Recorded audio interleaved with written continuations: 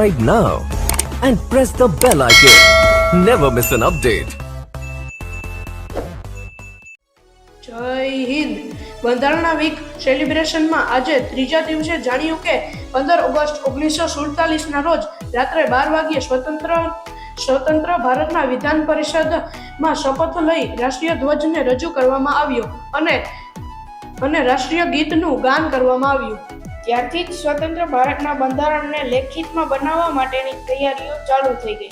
Doctor આંબેડકરની અધ્યક્ષતામાં કમિટીની રચના કરવામાં આવી અને બેઠકોનો સિલસિલો ચાલુ થઈ ગયો. દરેક બેઠકમાં એક જ મુદ્દા પર ચર્ચા થઈ રહી હતી. વિચારણા થતી કે બંધારણમાં શું સામેલ કરવું.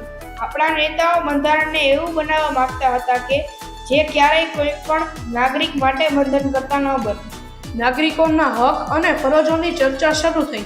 કોઈએ કહ્યું કે અધિકારોની સાથે કર્તવ્યને પણ સામેલ કરીએ અને નક્કી કરવામાં આવ્યું કે ભારતના દરેક નાગરિકને ગમે ત્યાં રહેવાની, આવવા જવાની, સંપત્તિ ખરીદ વેચાણ અને ધંધો કરવાની સ્વતંત્રતા રહેશે. આમ એક એક કરી સ્વતંત્રતા, બરાબરી, શોષણ વિરુદ્ધ રક્ષા, સંસ્કૃતિ અને શિક્ષણ વગેરે અધિકારોનો સમાવેશ નિર્ણય કરવામાં આવ્યો.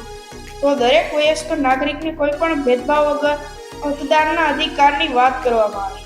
પરંતુ એક મુદ્દા પર ખૂબ જ ચર્ચા થઈ રહી હતી. તે હતો હથિયાર રાખવાનો અધિકાર અને તે અંતે નિર્ણય કરવામાં આવ્યો કે હથિયાર રાખવાનો અધિકાર આપવામાં ન આવે.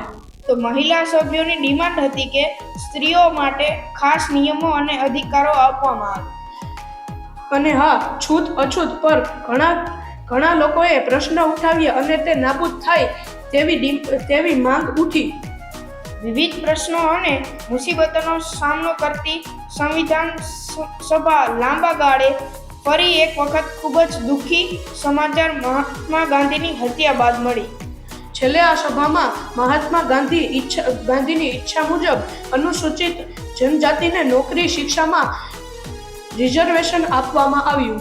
ફ્રીડમ ઓફ સ્પીચની ડિમાન્ડ સાથે ચર્ચાઓ થઈ રહી હતી અને હજી આવા ઘણા બધા અધિકારો વિશે આવતીકાલે ચર્ચા કરીશું. તો મળીએ આવતીકાલે. જય હિન્દ.